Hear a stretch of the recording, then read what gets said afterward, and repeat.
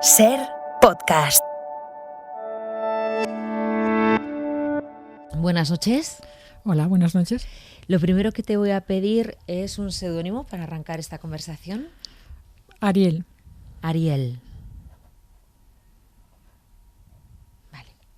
Arrancamos siempre en el mar. Pregunto siempre a mis gatopardos, en este caso gata parda, por vuestra relación con el mar. ¿Cuál es la tuya? Bueno, pues yo nací en el Mediterráneo, entonces el mar es algo que ha estado siempre muy presente en mi vida. Me encanta pasear cerca del mar, dar paseos largos por el mar. No me gusta tanto ir a la playa, o bueno, depende de qué playas, pero el mar me tranquiliza mucho, me gusta mucho. Me gusta navegar por el mar también. Cuando eras pequeña, ¿tenías miedo a la inmensidad del mar? Sí, es verdad. Es uno de mis primeros recuerdos del mar. Quizá la primera vez que vi el mar fue algo que me dio miedo. Sí. Por lo desconocido, por lo desconocido. Enorme que es, por ese horizonte que uno no sabe qué hay detrás. Sí, una especie de abismo quizá. Uh-huh. Vámonos a un lugar. Te voy a pedir que te concentres en un campo de olivos. Y me digas, siendo niña, en ese campo de olivos, ¿qué estaría sonando? ¿Qué estarías haciendo? ¿Quién estaría cerca de ti? Pues estaría seguramente jugando con mis amigas, que nos gustaba subirnos a los olivos y bueno, hacer todo tipo de trastadas. Una inspiración para mí era Pippi Landström. ¿Ah, sí? Con lo cual, vamos, te puedes imaginar. ¿Eras una niña imaginativa? Yo creo que sí, era una niña imaginativa. Además, si lo comparo con ahora, que bueno, hay tantos estímulos, ¿no? que puedes encontrar pues a través de la internet. Antes realmente los estímulos los tenías a tu alrededor, ¿no? En lo que te rodeaba, en los amigos, la naturaleza. Entonces, claro, sí, claro. ¿Cómo era esa pedanía en la que te crías? ¿Cómo era tu colegio? Que creo que era una escuela rural. ¿Cómo era esa vida de la infancia? Pues es realmente un sitio que está en el campo, donde hay casas aisladas, quitando una calle donde hay casas que son un poquito más juntas. Un sitio agrícola donde ahora ya no hay cultivos, pero donde se cultivaba el almendro, el olivo y también los viñedos. Y bueno, un sitio tranquilo, un sitio donde todos nos conocíamos, donde parecía que nunca iba a pasar nada malo, donde había una seguridad total y donde los niños y niñas estábamos sueltos, ¿no? Uh-huh. ¿Y el cole? ¿Cómo era?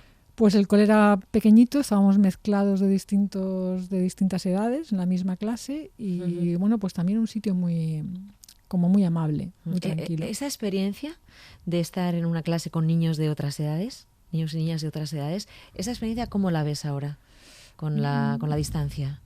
Pues curiosamente, aunque estábamos niños de distintas edades, al final nos relacionábamos sobre todo con los de nuestra propia edad. O sea, una manera de un mundo heterogéneo, pero que al final nos relacionamos casi solo con los niños de nuestro grupo de edad. Es curioso. ¿Cuántos años estuviste en ese lugar, en ese pueblo? ¿Cuándo saliste por primera vez? Bueno, salía muy a menudo porque mi abuela paterna vivía en Alicante, con lo cual íbamos todos los fines de semana a verla. O sea que aunque vivía en el campo, la ciudad está también muy presente en mi vida y además me encantaba. Vale. ¿Y cuando sales de casa para vivir en otro lado, cuándo fue?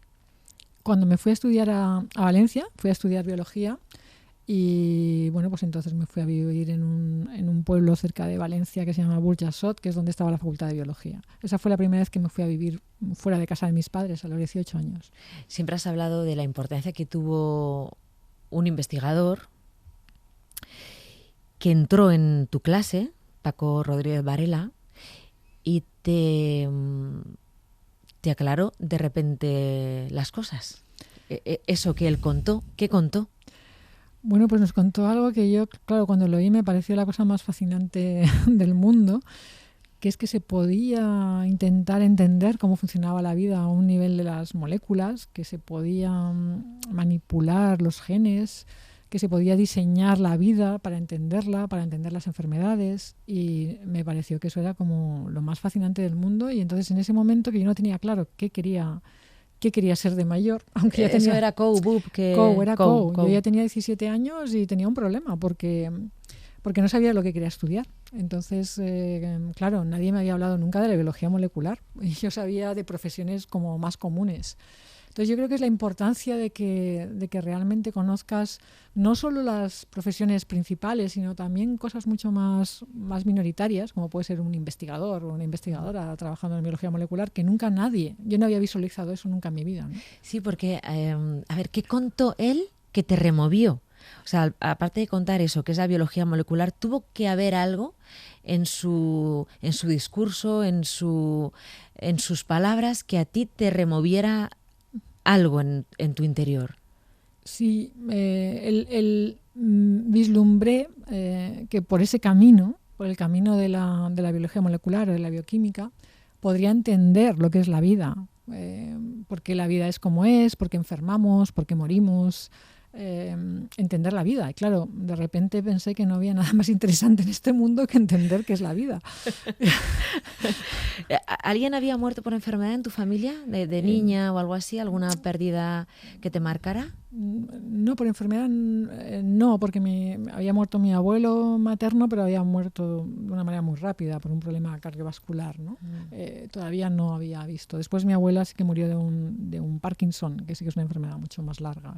¿El cáncer no nadie en mi familia, no. Bueno, no se hablaba de cáncer probablemente claro, como ahora, claro, en aquellos años. El cáncer era una enfermedad que ni siquiera sé si todavía tenía nombre.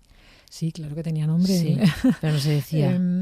Cáncer, en realidad el cáncer se describe por los griegos, ¿no? Como algo que crecía, ¿no? Cuando hacían autopsias veían que algunas personas morían y veían que había algo con una forma de cangrejo, ¿no? Y esa es la primera vez que se describe el cáncer como enfermedad. Y bueno, yo sí que había oído hablar del cáncer y de hecho, de alguna manera, pues no sé muy bien por qué, pero a mí me interesaba entender de una manera intuitiva. Pensaba que había como por una parte el cáncer y por otro lado las enfermedades del envejecimiento, y ahora en realidad es lo mismo todo, son todo enfermedades del envejecimiento, ¿no? ¿Por qué María Blasco se ha puesto Ariel de seudónimo? Bueno, por varios motivos. Primero porque cuando era más joven leí un libro de poesía de una poeta que se llama Silvia Plath, que el libro se llama Ariel. Bueno, es un libro póstumo que se publicó después y que me gustó mucho, me impresionó hasta tal punto de que, bueno, pues a mi hijo su nombre es Ariel. Me gusta el nombre de Ariel, me parece muy, muy bello. Y me gusta también que el personaje de Ariel, de Shakespeare, en general Ariel, pues es un personaje pues, que no tiene género, que no está definido con los estereotipos de género, y eso me gusta de Ariel. María Blasco es una de las investigadoras y científicas más brillantes.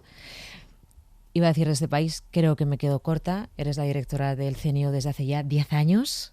Sí. Te pregunto del cáncer en estos primeros minutos de conversación porque es verdad que ha cambiado mucho nuestra concepción de la enfermedad. Yo recuerdo que cuando tú llegaste a la dirección del CNIO, uno de tus objetivos era comunicar, contar. Y te decía lo de que era una enfermedad a la que igual no se le ponía nombre todavía porque durante muchos años la gente parecía que escondía que tenía cáncer, como si uno lo provocara, ¿no? Si tú fumas, provocas un cáncer de pulmón. Si tú tienes excesos en la vida, es como que tú atraes a la enfermedad. Pero en los últimos años las campañas de comunicación, la labor que han hecho las asociaciones, las instituciones, las federaciones, los médicos, los pacientes, los investigadores han cambiado completamente el mundo del cáncer, ¿no? Y tú eres muy responsable de eso. ¿Es verdad que la sociedad ha entendido de otra manera la enfermedad?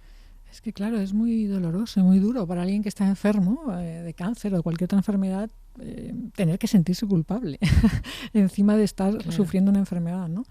Pero es algo que ha ocurrido, ¿no? Que ocurrió con el SIDA, se estigmatizó con la tuberculosis en su momento. De hecho, Susan Sontag, filósofa pensadora americana, hizo un paralelismo entre esta especie de sentimiento o de estigmatización, ¿no? Con el SIDA, cuando se hacía con la tuberculosis, y con el cáncer también.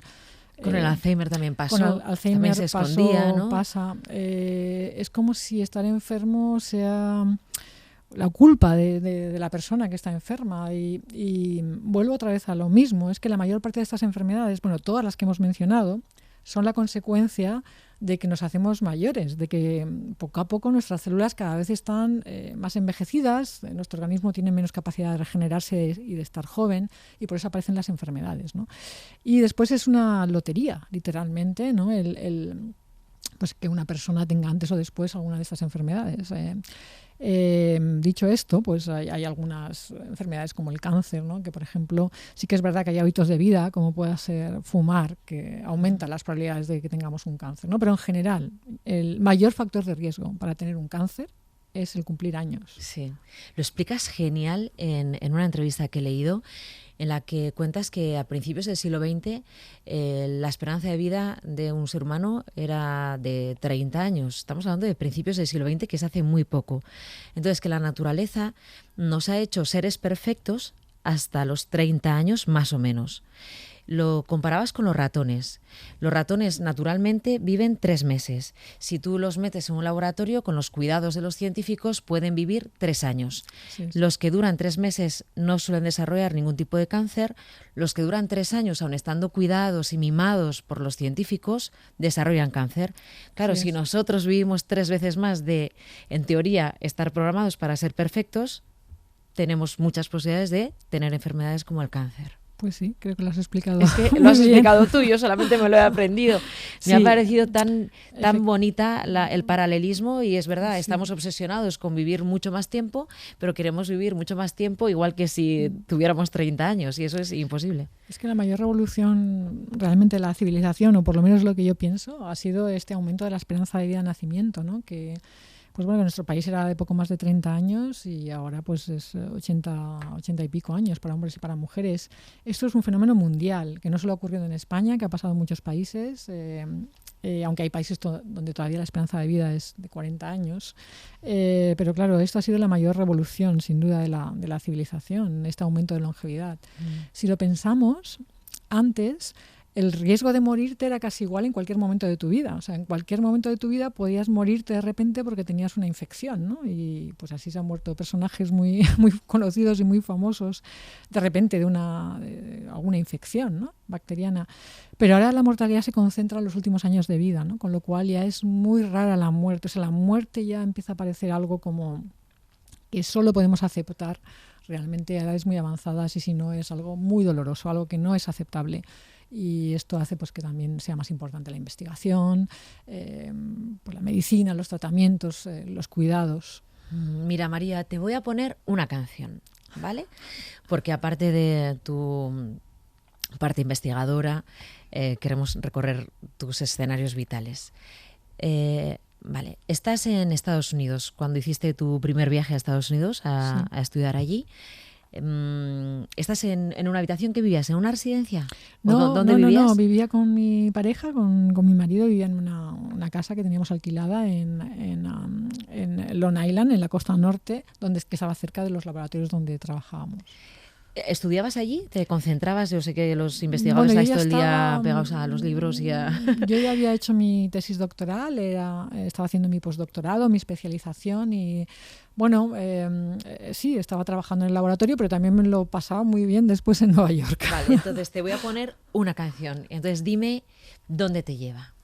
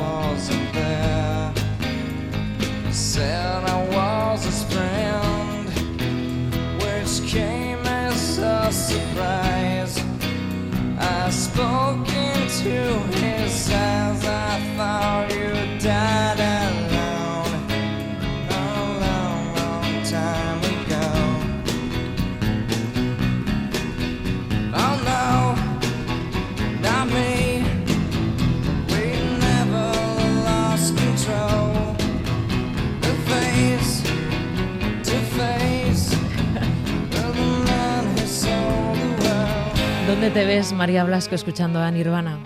Ay, no los vi, qué pena, no llegué a verlos nunca en directo, me da mucha rabia porque me gustaba mucho y justo cuando estaba en Estados Unidos, creo que fue en el 94, de repente, bueno, pues la noticia de que había muerto Kurt Cobain. Qué pena, ¿no? Porque, no sé, me parece genial lo que hizo. Esto es un unplugged, es un un directo unplugged, para sí. la MTV. Sí. Pero me hubiera encantado verlo, pero en general, la música en general me transporta pues a todos los momentos felices de mi vida, a los festivales de música, a los amigos. Porque eres muy musiquera, ¿no?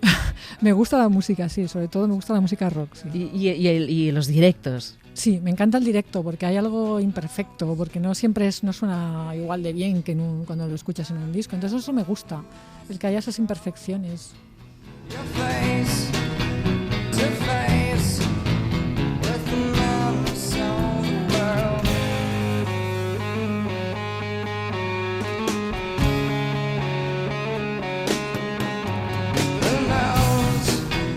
Fíjate, María Blasco, una de las cosas que más sorprendió de tu trayectoria es que siendo una mujer que empezaba a ser tan puntera en sus investigaciones en la biología molecular, que estuviste con Margarita Salas en su laboratorio, pero te fuiste a Estados Unidos, lo que más sorprendió es que volvieras, porque España era casi una especie de desierto en ciencia, ¿no? Y entonces sí, sorprendió que decidieras volver. Sí, bueno, la verdad es que fue una decisión muy consciente y era consciente, bueno, yo y mi pareja entonces éramos conscientes de que estábamos dando un paso arriesgado. Pero también hay un investigador que es muy conocido, John Massagué, que un día nos dijo, bueno, sois un experimento. Si funciona, si volvéis a España y funciona, es que realmente ha cambiado algo en España y la verdad es que funcionó y sí que han cambiado mucho las cosas. María, perdón, ¿cuál era el objetivo? Tú, cuando vuelves a España, sí, vienes al Centro Nacional de Investigaciones Científicas, pero no lo diriges todavía. No, yo vuelvo al Consejo Superior de Investigaciones Científicas. Sí. Me he sacado una plaza de funcionaria, digamos, antes de venir, y eso me permitía volver y dirigir mi propio grupo de investigación con una cierta seguridad, ¿no? Pero bueno, o sea, cuando os dicen sois un experimento. Un experimento porque no había ocurrido antes, o sea, hasta ahora los científicos que salían de España a Estados Unidos, y salieron muchos muy importantes que, bueno, alcanzaron mucha fama en Estados Unidos y no volvieron, se quedaron ahí a tener sus grupos. Nosotros éramos la primera generación de españoles que se iban a Estados Unidos y que volvíamos. Y eso ya es una constante, o sea, no quiero decir que fuimos un poco pioneros en eso, pero era el momento. Era el momento de que aquí empecé a crecer la ciencia, ¿no? ¿Cuándo os dais cuenta de que ese experimento está funcionando bien? Pues desde el principio. Bueno, yo fui a un sitio que era el Centro Nacional de Biotecnología, donde había un departamento pues que tenía bastante financiación. O sea, desde el inicio yo tenía fondos y tenía personal para investigar. Y desde el primer año yo hice cosas que las podía hacer igual en Estados Unidos. Y nunca he tenido la sensación de estar en una posición de desventaja por estar en España haciendo mi investigación. Es verdad que ha sido duro, ha habido años duros, años de crisis económica con recortes importantes, pero la verdad es que creo que en nuestro país se puede hacer ciencia de puntera de primer nivel y que merece la pena España como un país de investigación y por eso hay que apoyar la ciencia. ¿En qué campos estamos siendo muy punteros dentro de la ciencia?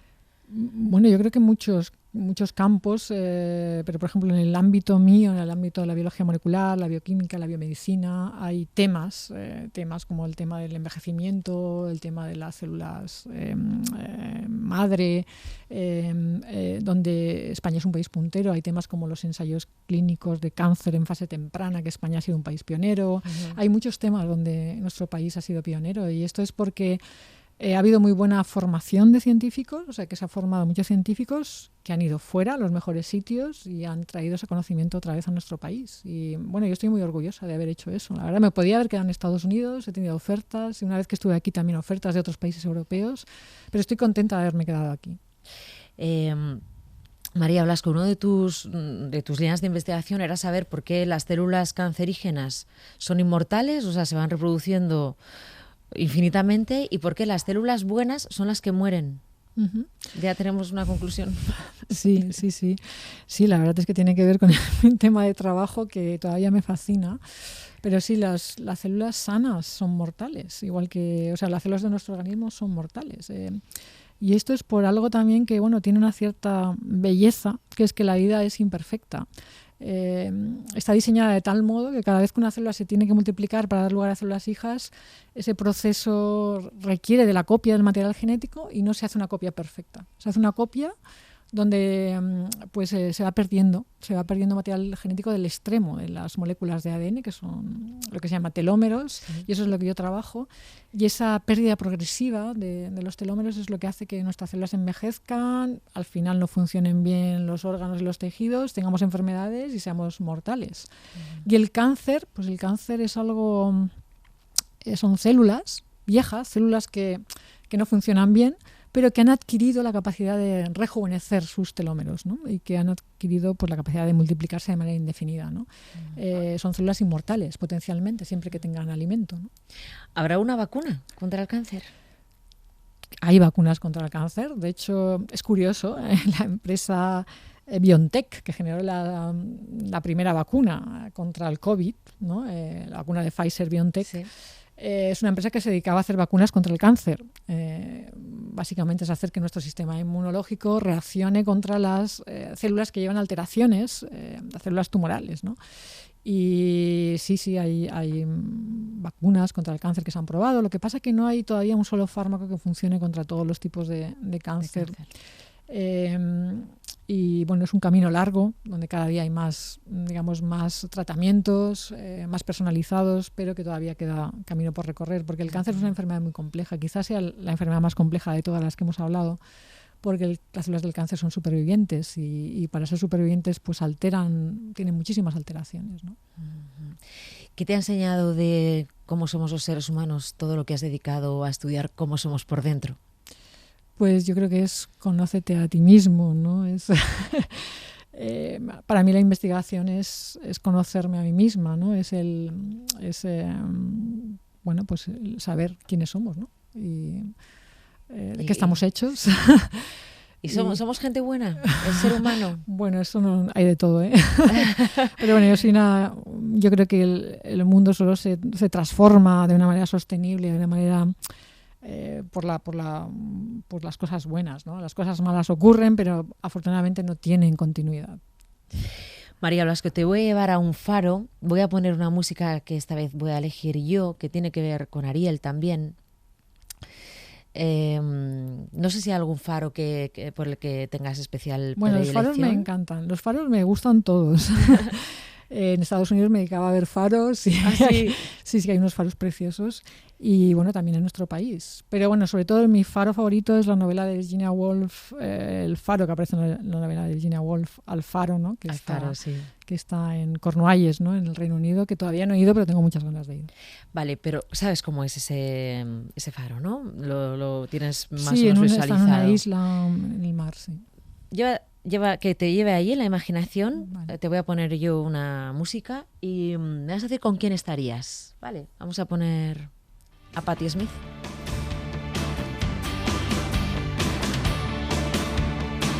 ¿Con quién estarías escuchando esto en ese faro? Pues estaría escuchando esto con algunos de mis amigos o mis amigas. Patti Smith me gusta mucho, me encanta. La verdad es que me gustan sus letras, me gusta cómo escribe. Y bueno, esta canción también es muy poderosa. Sí, y he dicho que tiene que ver con Ariel porque parece que te regalaste unas entradas de Patti Smith o algo así, sí, cuando nació tu hijo, fueron, ¿no? de PJ Harvey, pero bueno, podían haber sido de Patti Smith también. Fue de Patti Smith, de PJ Harvey, sí, vale. Pero te gusta, ¿no, Patti Smith? Sí, la gusta, dejamos, ¿no? te gusta. La he visto en directo algunas veces y me encanta cómo escribe. Me gustan sus libros autobiográficos, ¿no? Como la de uno que se llama Éramos unos niños, me parece en castellano, Just Kids, que habla de su relación con Robert Mapplethorpe cuando eran muy jóvenes en Nueva York. Ese libro es una joya. He elegido esta canción porque, no sé, la gente tiene el poder. Yo creo que sí, que es que tenemos la gente tiene el poder y pueden transformar el mundo, claro que sí. María Blasco, ha sido un placer tenerte aquí. Buenas noches. Buenas noches.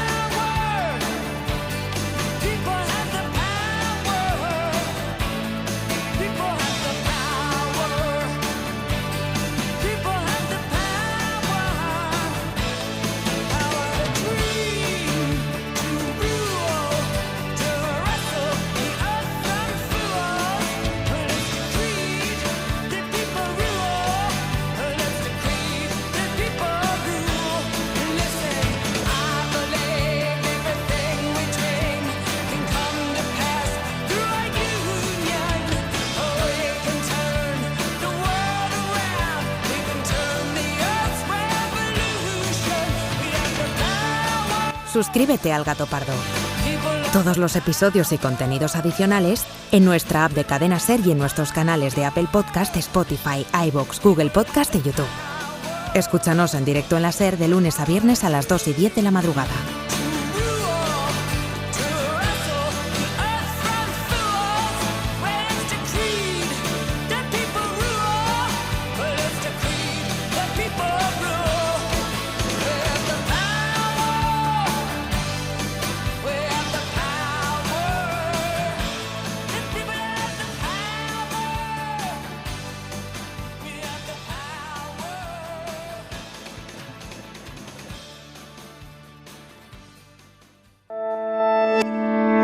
Cadena Ser. La radio.